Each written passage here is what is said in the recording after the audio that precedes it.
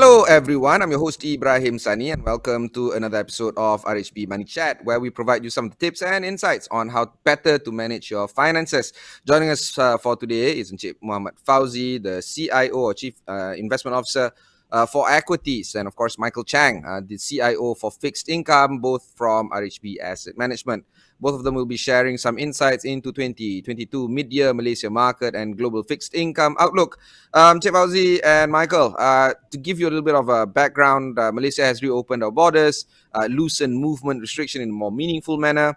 KLCI index is actually one of the, arguably, one of the defensive index relative to the volatility in that we see in global equities. China, Malaysia's largest trading partner, have expressed their interest to ease lockdown measures even further. And of course, global interest rate is set to rise, with Bank Negara pushing rates up one notch higher by 25 basis points recently. Maybe you can start with Encik Fauzi.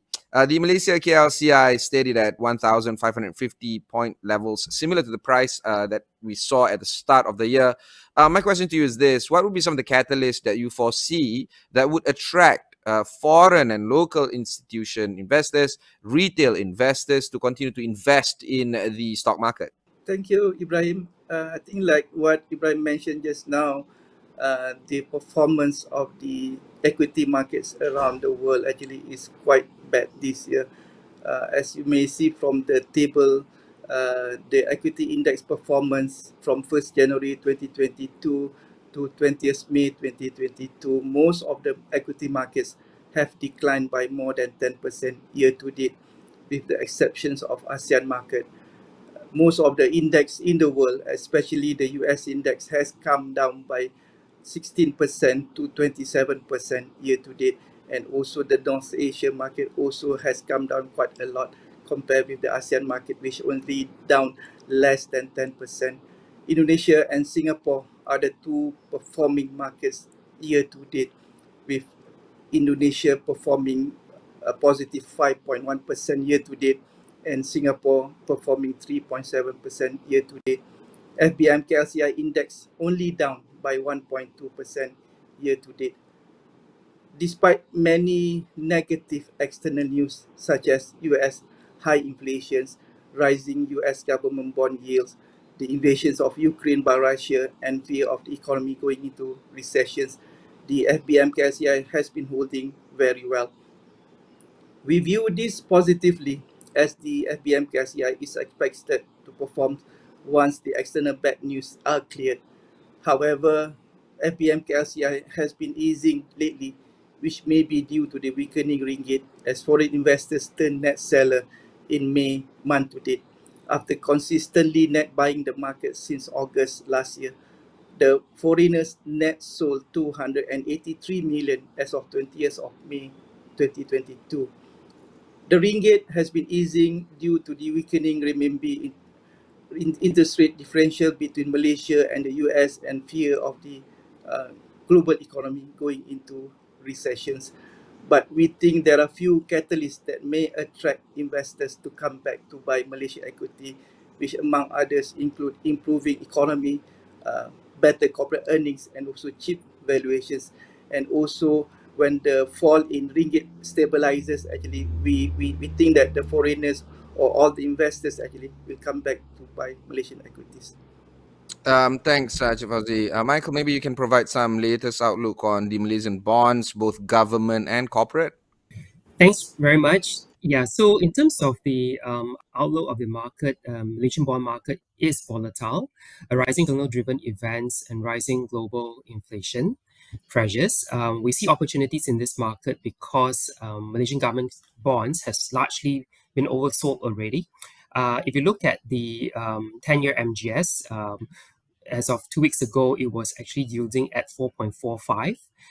But from the technical perspective and also the relative strength index, then it was actually a very significant oversold level. So towards last week and also the beginning of this week, we actually saw a great big rally for the MGS yield, where it declined by 20 basis points. And this is actually a consolidation of yields and also a mini bull rally that we have actually been awaiting for.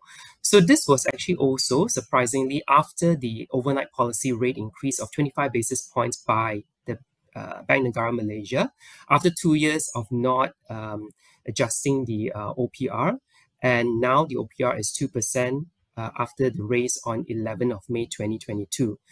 So the expectations is while BNM is expected to hike another 25 basis points come 6 July 2022, we believe that this increase has largely been priced in by the market.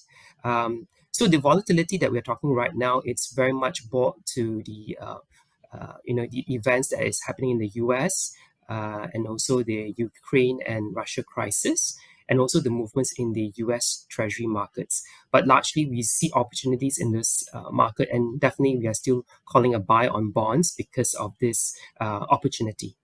Thanks, Michael. Chef Fauzi, let's pick up where the opening statements have been made by you and Michael. What are the sectors that you prefer within Malaysia equity market between Malaysia small cap and blue chip stocks? Which one would you prefer?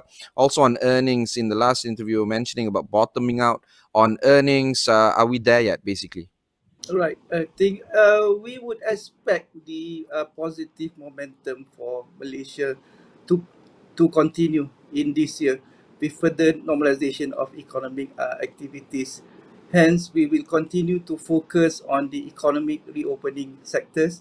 We also think that the sustained recovery in labour market and also the reopening of the international travel without quarantine would lend to further support to the economy. The all-time high CPO price would also help to boost plantation companies' earnings and also consumptions spending, especially in rural areas. And also, I think the high oil prices will benefit oil and gas producers. Normally, all producers will benefit from rising energy prices, given the boost in revenue more than offsets inflationary increases in labor, materials, and also fuel costs. The other thing, what we notice also, the loan growth continue its positive trend, which is in our opinion would support the recovery in the economy. The loan to purchase fixed asset investment has positive, and also loan for working capital requirement also has been improving. Hence, we will focus on consumer staples, tourism, plantations, oil and gas sector, as well as the banking sectors. However, we are cautious actually on the manufacturing sector, as its production may be impacted by supply chain disruptions and raw materials shortages, as well as the technology sector due to the expectations of further rate hikes in the US. Hence, we would prefer blue chip over small cap stocks actually. And on the earnings outlook, I think that I have mentioned early this year that it has bottomed out. Yes, the earnings have bottomed out last year and are improving year to date. In addition, the high CPO price, oil price, and also hike in the interest rate would be positive for earnings outlooks for the plantations, oil and gas, and also the banking stocks. Thanks, Chef Fauzi. Michael, we see some support coming in from the Chinese property sector by authorities. How do you foresee the bond market situation in China? Is there light at the end of the tunnel for property bonds? And are there any potential in non-property bonds for both IG as well as HY in China? Thanks, Ibrahim. So yes, you've asked a very popular question right now in terms of what's happening in China. We think that the worst is over for now, especially with the latest rounds of support for the Chinese property sector by the Chinese government, a turnaround for the embattled property sector that has been lingering since the second half of last year to this year.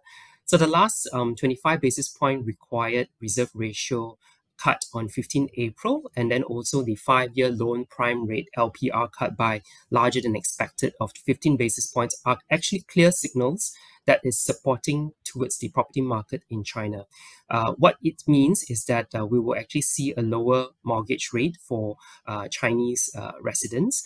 And we also think that more needs to be done, especially with this sort of sentiment that is still lingering in China properties. But we think that the authorities will actually have to come up with more pump priming measures to boost the property sector, given that the China forecast for GDP is also very aggressive at 5.5% for 2022. So there's still a lot of pessimism in terms of whether they can deliver this 5.5. So in terms of the expectations of the Chinese government, they will need to do more. So in terms of the bond prices, how this will actually help, it will take a while. I mean, for these measures to start to kick in to boost the sentiment, and then also for it to translate to a strong rebound in Chinese property US dollar bonds, which was actually battered previously. So just to give you a sense of how much the Chinese government has actually pumped into the economy in 2022 in various measures and form, for 2022, it is actually amounting to US dollar 5.3 trillion, or its equivalent renminbi amount of 35.3 trillion. It's equally sizable because during the pandemic in 2020, the amounts that has been injected to the economy was also similar. So that's being said, there are also some caveats to this view. If the longer than harsher restrictions that's happening in the zero COVID situation that China very much emphasize on plays out, then it will actually slow the recovery, as well as the prolonged tensions from Russia and the Ukraine crisis will also put a dampener in terms of overall risk sentiment for high yield bonds in China.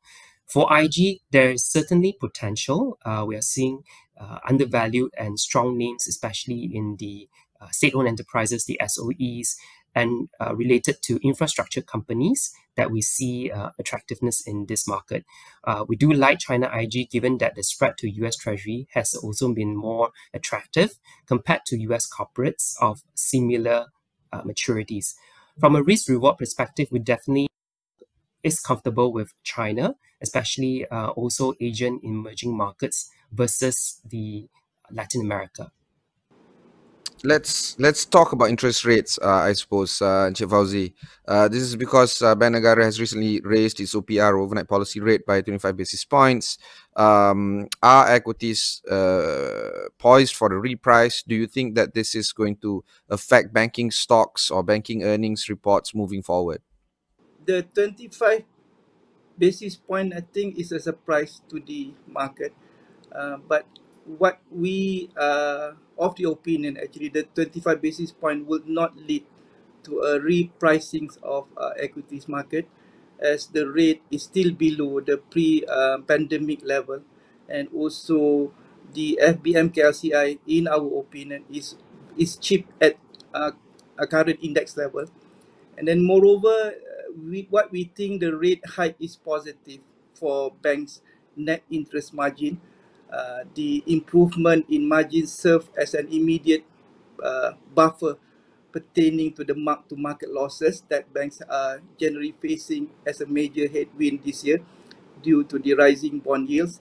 Hence, the development we think would be positive to the overall FBM KLCI earnings. Sectors valuation-wise, the banking sector's valuation is still slightly below mean valuation for now. In addition, the valuations in our view also has built in the negative impact of the prosperity tax in 2022, and also for 2023, valuations remain compelling at one standard deviations below the mean, as bulk of the cost and also NIM upside will be captured this year.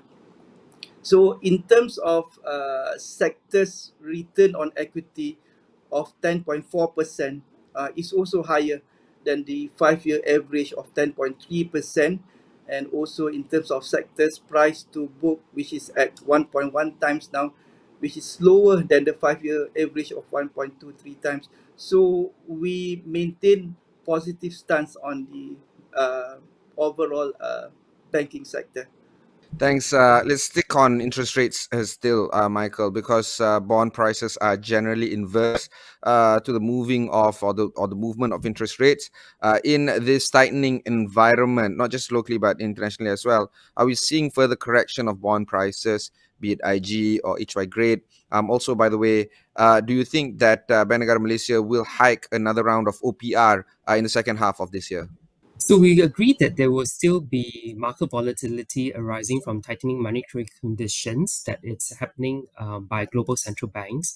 Although further correction from here may not be the case because we are actually seeing some rebound in bond prices, especially in US and also Malaysia. So this is actually quite recent. Also, we actually saw a pullback in yields, which means it translates to higher prices in the US and then also Malaysian government bonds. So in terms of the surging yields, it has actually created an opportunity in terms of investors looking into income, and that is actually something that is also very attractive right now, although it's actually exacerbated by the tighter monetary conditions that we're seeing in terms of this normalization of interest rate path, that or of bigger quantum. For Malaysia, it will probably be also on this normalization of interest rates, but it will be on a smaller and more gradual basis. So in terms of the MPC, there was an increase in May by 25 basis points. In its next meeting in 6th of July 2022, we believe there could still be another 25 basis points, and that will be for the second half of 2022 as part of policy rate normalization. That said, the general yield level has already been adjusted for these expectations of rate hike and therefore should not lead to further weakness, at least for the local bond market. All rates will also be any form of rate increase will also be very much data dependent, Ibrahim, and also the health of the local Malaysian economy.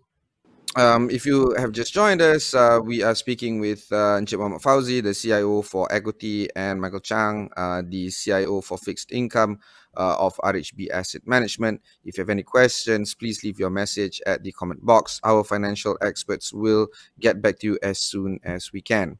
Let's talk a little bit about government and maybe a little bit of politics as well. Encik Fauzi, Prime Minister Datuk Seri Ismail Sabri have recently visited the United States to strengthen ties with Malaysia's second largest trading partner, the United States. How would this impact or be beneficial for the Malaysian markets? Thanks, Ibrahim. Perhaps the visit would help to improve Malaysia economy going forward, as the PM indicated that there would be bigger potential investment ahead for Malaysia.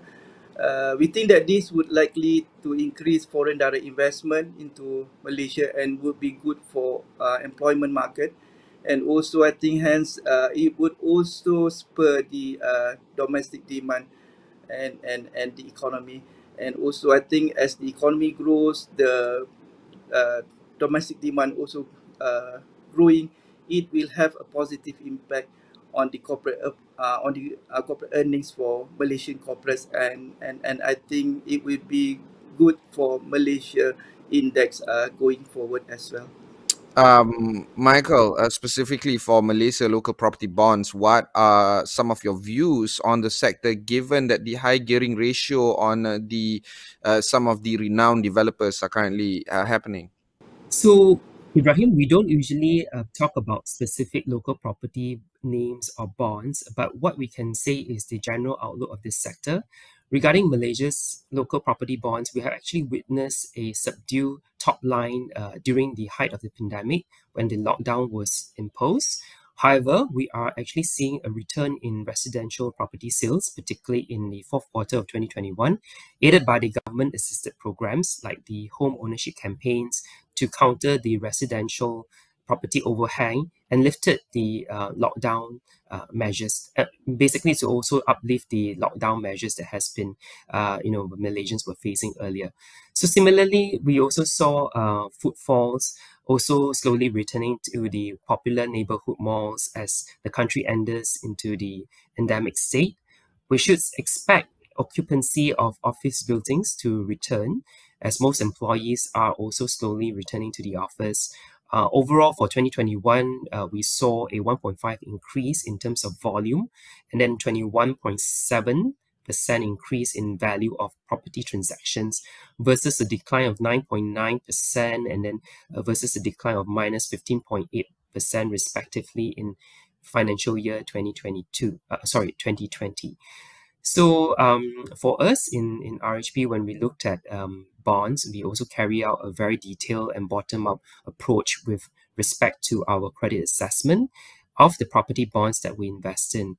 Generally, we feel that the property developers with high gearing ratios are mitigated by a few of these factors. One of them would be market interest returning towards properties by strong, reputable property developers, demand for affordable range of market segment, and also some level of undertaking by key shareholder or strong liquidity support for their investment holding company by these property companies.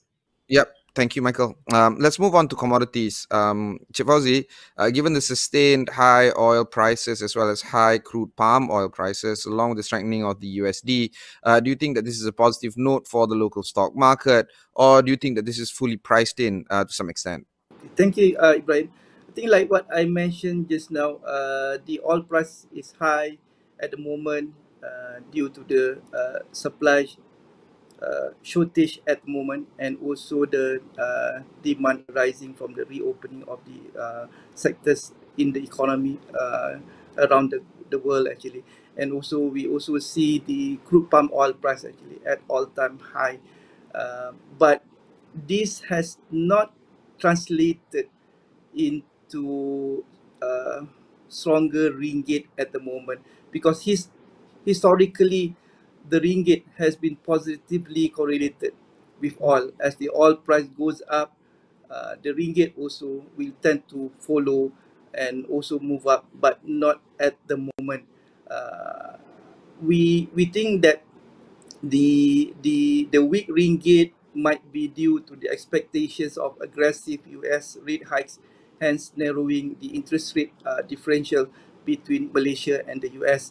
And also another factors, we think that the high correlation with the Chinese renminbi, which has also been weak due to the expectation of weaker China economy. I think that has weakened the ringgit for year to date, since because the ringgit has come down around 5.9% against the US dollar year to date, and also the renminbi actually has come down around 6.1% against USD. Hence, in our opinion, the recent hike of 25 basis point in the interest rate may stabilize the weak ringgit, and also would be a positive for the market going forward. So if we base on the valuations of the index at the moment, which is cheaper actually than the valuations at the bottom of the index in early August last year. The index was at around 13.8 times early August last year. At that time when we had the highest COVID-19 cases, I think at that time also the economy is still closed, and also there are a few factors actually which affect the market negatively. And at that time, our index actually went down to the lowest level last year, and in terms of price earnings valuations, it touched around 13.8 times last year. But as at now, actually, the price earnings valuations for the index is at 13.4 times, but we have much better prospect this year in terms of the economy. And also I think the like what I mentioned, the government reopened the sectors in the economy, and also the number of COVID-19 cases actually has subsided quite a lot.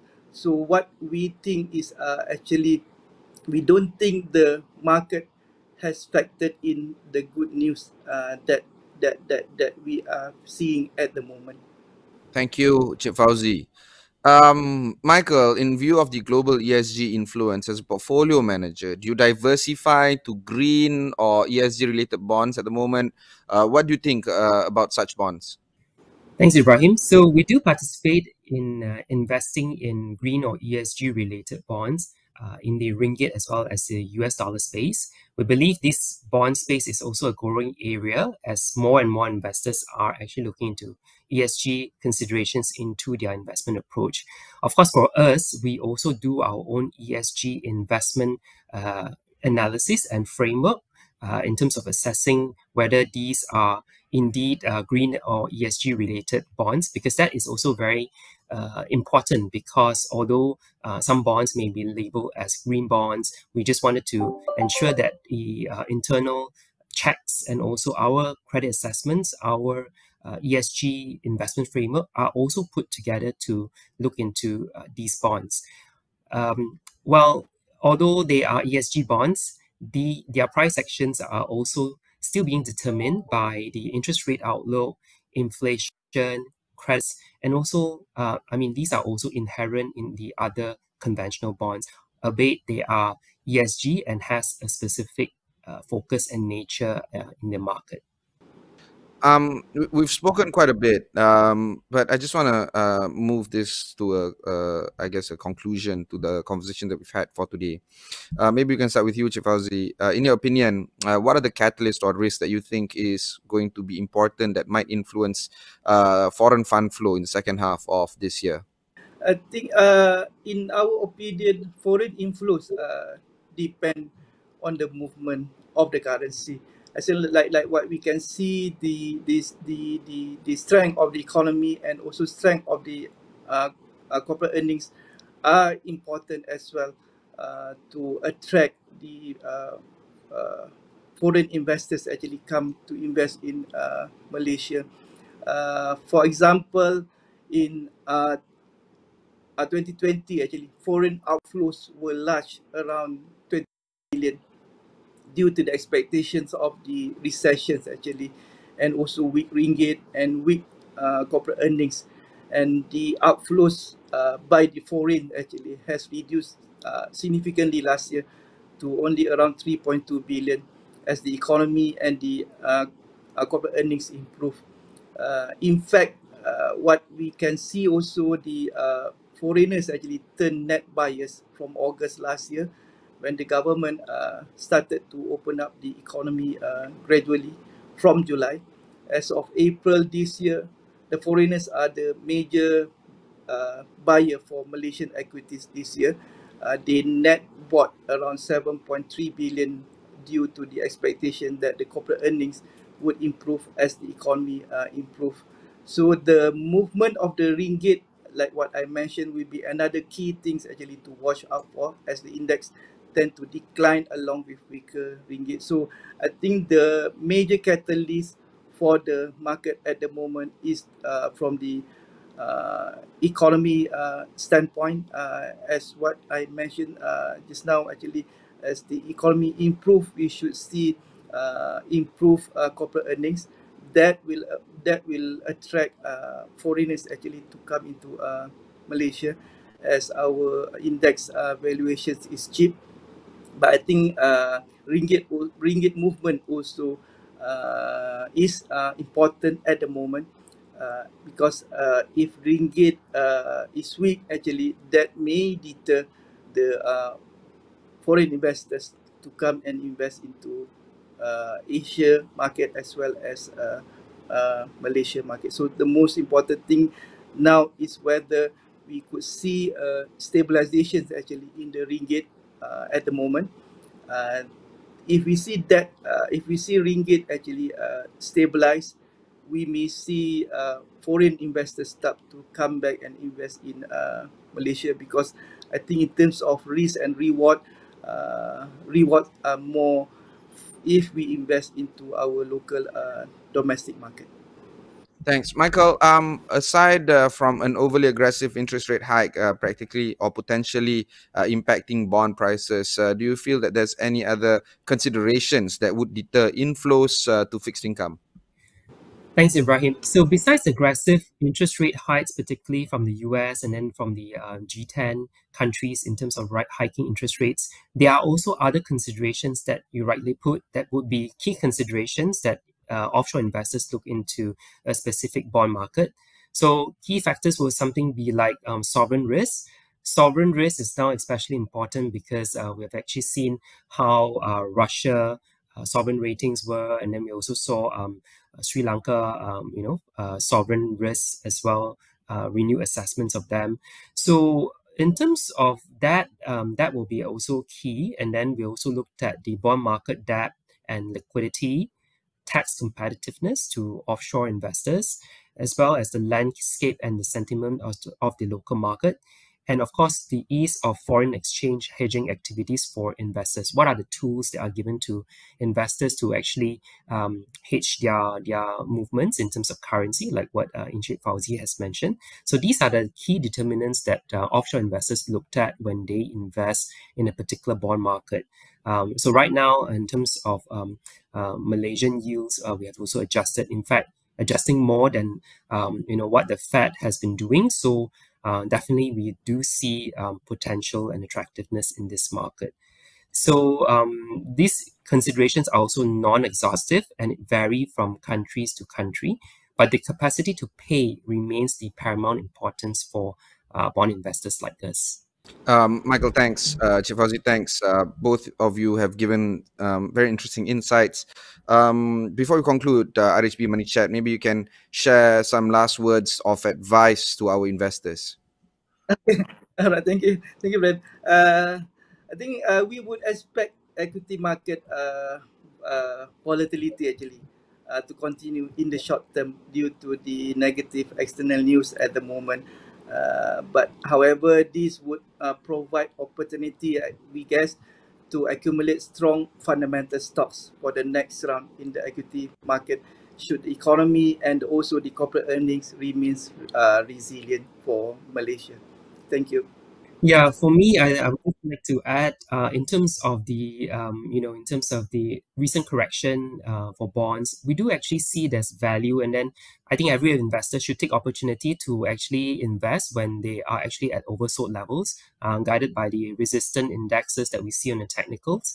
And then more importantly also is to stay invested. Reason is because everyone knows that we are actually being balked by global inflation, right? So, over time you don't invest, even inflation will also make you poorer. So in that sense, I think it's very important that we stay invested given the situation right now and capture these opportunities that will actually bring fruits in a few years to come. Stay invested, both literally and of course Yes. figuratively. Just got to stay informed. Yeah. Thank you to both Encik Mohd Fauzi, the Chief Investment Officer for Equity, as well as Michael Chang, the Chief Investment Officer for Fixed Income of RHB Asset Management. If you'd like to find out more about 2022 Mid-Year Malaysia Market and Global Fixed Income Outlook, do leave your comment in the comment box below. Our financial experts will reach out to you in due time. Stay tuned for the next session of RHB Money Chat. Until then, have a great week ahead and stay safe and see you soon again.